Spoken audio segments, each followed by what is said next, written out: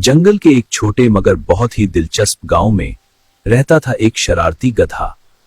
वो गधा न सिर्फ बहुत दोस्ताना नजर आता था बल्कि अपने दोस्तों के साथ खेल खेलने में भी माहिर था। लेकिन इसकी एक आदत थी, एक ऐसी आदत जो जंगल के सब जानवरों के लिए हमेशा हैरानी और कभी कभी परेशानी का सबब बनती है। आज भी जंगल में एक छोटे नाजुक खरगोश की जिंदगी थोड़ी साम में थी। गधे ने बड़े प्यार से खरगोश को अपने पास बुलाया। कुछ देर तक उससे इधर उधर की बातें करता रहा और फिर उसे गाफिल पाते ही एक जोरदार लात मार दी। बेचारा छोटा सा खरगोश भारी भरकम गधे की जोरदार लात पड़ते ही गेंद की तरह अछलकर दूर जा गिरा। कई पसलियां टूट जाने से वो बुरी तरह तड़पने और करपने लगा। अपनी इस शरारत पर गधा बहुत ही खुश हुआ और जोरदार ठट्ठा लगाता हुआ एक तरफ को चला गया। गधे की ये शरारती आदत बहुत पुरानी थी। वो खड़े खड़े बुला वजह किसी को भी लात मार देता था। जंगल के भी छोटे बड़े जानवर उसकी इस शरारत से अक्सर परेशान रहते। कुछ बुजुर्ग और जहांदीदा गधों ने कई बार समझाया भी, लेकिन वो अपनी हरकतों से बाज नहीं आया। इसी तरह की बातों से वो नसीहत करने वालों को बेवकूफ बनाकर मन ही मन बहुत खुश होता है। इसकी ये याराना मुस्कुराहट भरी बातों से वो इसकी शरारत को ताड़ जाते और समझाते, बरखुदार, रिश्ते में हम तुम्हारे बाप हैं। अपनी नाराजगी का इजहार करने के लिए लात मारना हमारी फितरत है, लेकिन बिला वजह किसी को भी लात मार देना शरारत है, बुरी आदत है। बुरी आदत है।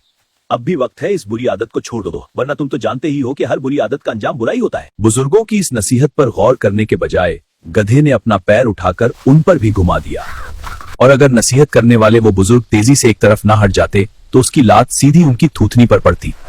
फिर भला गधे की लात खाने के लिए बुजुर्ग वहाँ कैसे ठहर सकते थे। पहली दोस्ती से ही सबके सब ढींचूम करते हुए 9-2-11 हो गए। एक दिन गधे ने एक लोमड़ी को देखकर बड़े प्यार से कहा, आओ बहन, मेरे पास आओ, बहुत दिनों बाद मिले, थोड़ी देर प्यार भरी बातें करेंगे। लोमड़ी आखिर लोमड़ी थी, होशियारो दिमागदार, उसकी मकारी में भला कैसे आती।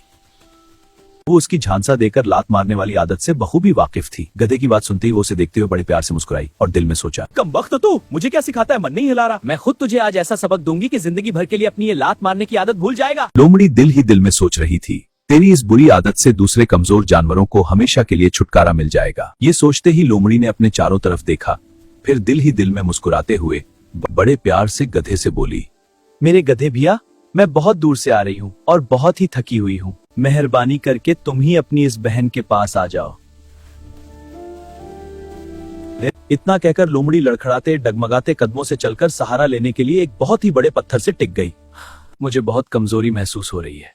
लोमड़ी की बात सुनते ही अपनी शरारती कामयाबी के ख्याल से गधे का सीना खुशी से फूल गया और होंठों पर प्यार भरी मुस्कुराहट लिए वो जल्दी से लोमड़ी के पास आ गया।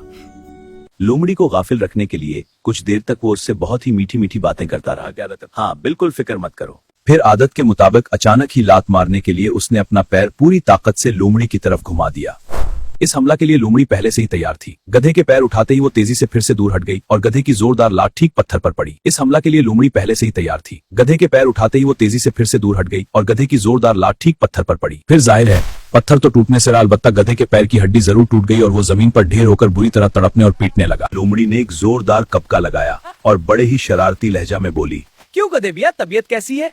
अपनी बहन के साथ शरारत करते हुए तुम ये भूल गए कि तुम्हारी ये बहन जंगल की सबसे बड़ी मुकारा है, वरना अभी तो एक ही टांग टूटी है, फिर बाकी तीनों से भी महरूम हो जाओगे।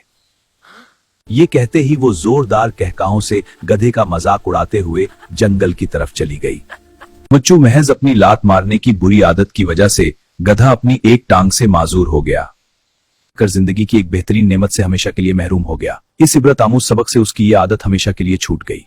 अपनी टूटी हुई टांग को देखकर वो अक्सर सोचता, काश अपने बुजुर्गों का कहना मानकर मैंने ये बुरी आदत पहले ही छोड़ दी होती, तो आज मेरे चारों पीर सलामत होते और मैं उपाहजों की जिंदगी नहीं गुजारता।